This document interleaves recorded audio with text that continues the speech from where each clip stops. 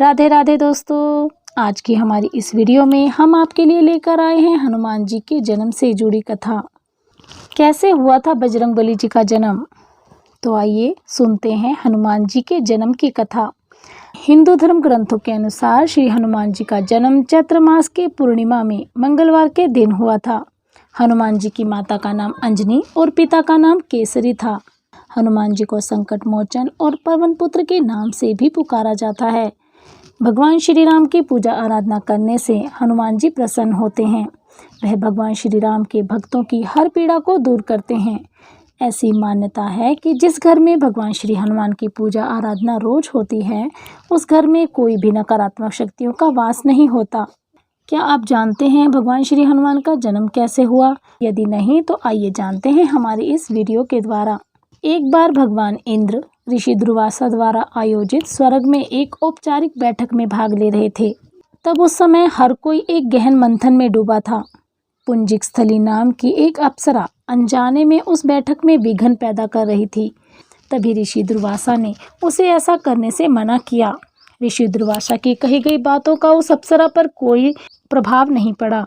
यह देखकर सभी वहां उपस्थित ऋषिवर नाराज हो गए।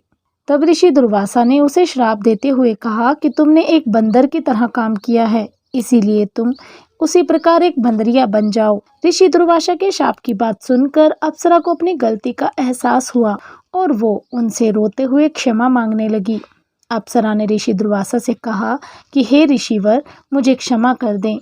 मैं आपको परेशान करने के लिए यह काम नहीं कर रही थी। मुझे इस बात का तनिक भी अंदाजा नहीं था कि मेरी ऐसी मूर्खता का मुझे ऐसा परिणाम मिलेगा। ऋषि दुर्वासा ने उनकी विनम्र विनती को देखकर अप्सरा से कहा, हे प्रिय, तुम रो मत।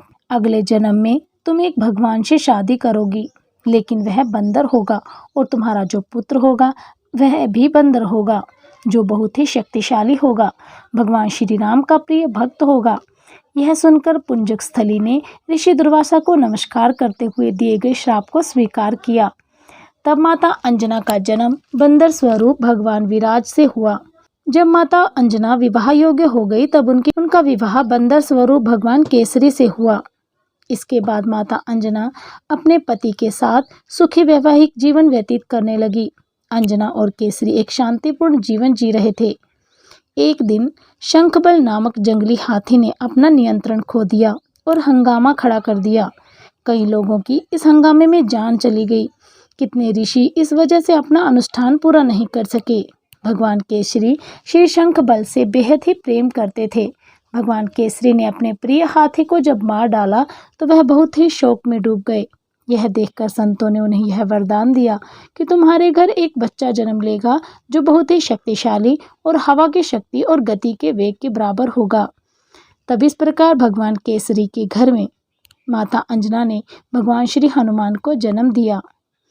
एक अन्य पौराणिक कथा के अनुसार केसरी राज के साथ विवाह करने के बाद कई वर्षों तक माता अंजना को पुत्र सुख की प्राप्ति नहीं हुई। वह मतंग मुनि के पास जाकर पुत्र प्राप्ति का मार्ग पूछने लगी। ऋषि ने बताया, वृषभाचल पर्वत पर भगवान वेंकटेश्वर की पूजा अर्चना और तपस्या करो, फिर गंगा तट पर स्नान करके वायुदेव को प्रसन्न करो, तुम्हारी मनोकामना अवश्य पूर्ण होगी। मुनि के बताए मार्ग के अनुसार पुत्र की कामना में अंजना ने सभी तप, पूर्ण श्रद्धा, विश्वास और धैर्य से किए।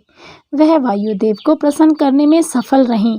वायुदेव ने उन्हें दर्शन देकर आशीष दिया, उनका ही रूप उनके पुत्र के रूप में अवतरित होगा।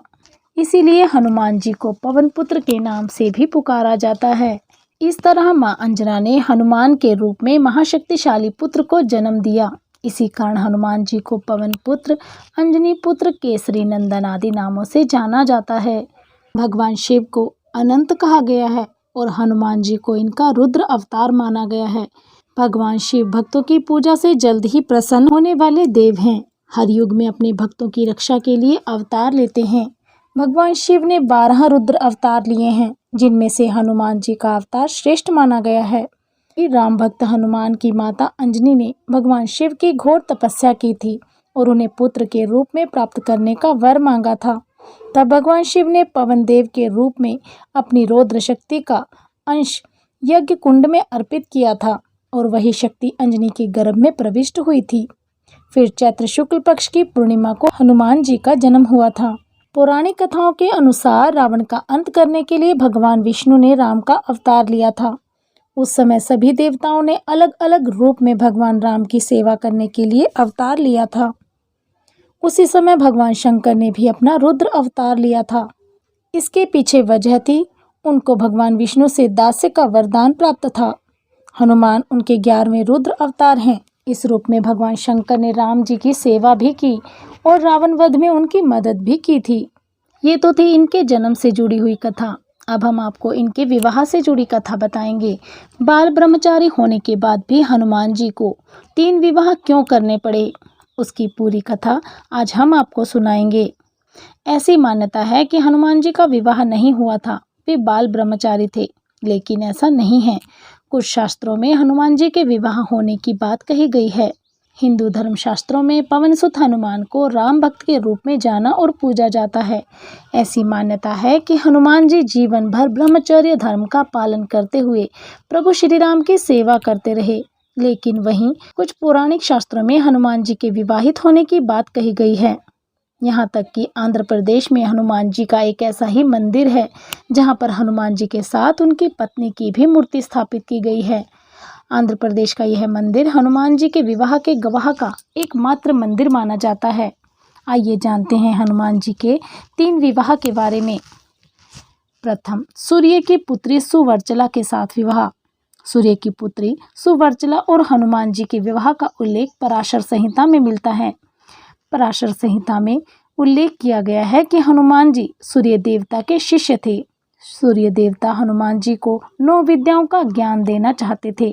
इन 9 विद्याओं में से 5 विद्याएं तो हनुमान जी ने सीख लीं, लेकिन बाकी विद्याओं को सीखने के लिए विवाहित होना अनिवार्य था। इसी अनिवार्यता की वजह से सूर्य देवता ने अपनी पुत्री का विवाह हनुमान जी के साथ कर दिया। हनुमान जी से विवाह होने के बाद सुवर्चला सदा के लिए तपस्या में लीन हो गईं। रावण की दुहिता अनंग कुसुमा के साथ हनुमान जी का विवाह। हनुमान जी के दूसरे विवाह का उल्लेख पौमचरित से प्राप्त होता है। पौमचरित के अनुसार रावण और वरुण देव के बीच हुए युद्ध में हनुमान जी ने वरुण देव की तरफ से रावण से युद्ध किया था, जिसके परिणाम स्वरूप इस युद्ध में रावण की हार हुई थी। युद्ध में हारने के बाद रावण ने अपनी दुहिता अनंग कुसुमा का विवाह हनुमान जी से कर दिया था। वरुण देव की पुत्री सत्यवती से विवाह। जब वरुण देव और रावण के बीच युद्ध हो रहा था, हनुमान जी ने वरुण देव की तरफ से लड़ते हुए वरुण देव जी को विजय दिलाई थी। वरुण देव जी ने इस विजय से प्रसन्न होकर अपनी पुत्री सत्यवती का विवाह हनुमान जी से कर दिया था। विवाह के बाद भी आजीवन ब्रह्मचारी रहे हनुमान जी। हनुमान जी ने भले ही विशेष परिस्थितियों के तहत ये तीनों विवाह किए थे, लेकिन उन्होंने कभी भी अपनी पत्नियों के साथ वैवाहिक जीवन व्यतीत नहीं किया और वे आजीवन ब्रह्मचर्य धर्म का पालन करते रहे। बोलिए वीर हनुमान बजरंगबली की जय। शास्त्रों में उल्लेख मिलता है कि कुछ ऐसी आत्माएं हैं जिन्हें चिरंजीवी होने का वरदान प्राप्त है। इनमें से एक नाम महावीर हनुमान जी का भी है।